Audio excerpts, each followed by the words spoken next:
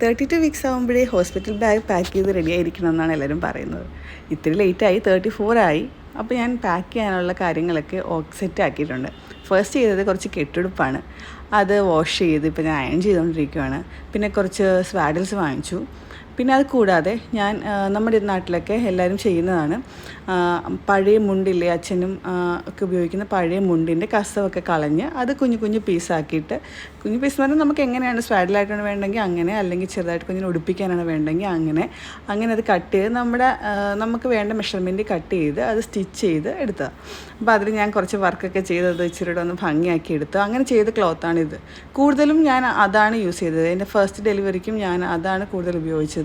കുഞ്ഞിനെ ഉടുപ്പിക്കാനൊക്കെ നമുക്ക് നമ്മുടെ ഇഷ്ടത്തിന് ഷേപ്പിൽ വെട്ടി ചെയ്തെടുത്താൽ നല്ല സൗകര്യമായിരിക്കും. ആരെങ്കിലുമൊക്കെ ഇപ്പോൾ ഈ സമയത്തുള്ളവരുണ്ടെങ്കിൽ ഒന്ന് ട്രൈ ചെയ്ത് നോക്കി. ഈ മസ്ലിൻ ക്ലോത്തിനേക്കാളും സോഫ്റ്റ് ആയിരിക്കും കേട്ടോ. നന്നായിട്ട് വാഷ് ചെയ്ത് ചൂടുവെള്ളത്തിലൊക്കെ കഴുകി വേണം നമ്മൾ എടുക്കുന്നത്. അങ്ങനെ ഞാൻ ചെയ്തെടുത്തതാണിത്. അതിൽ ഞാൻ ചെറിയ എൻ്റെ കലാപരിപാടിയൊക്കെ ഒപ്പിച്ചതാണ്.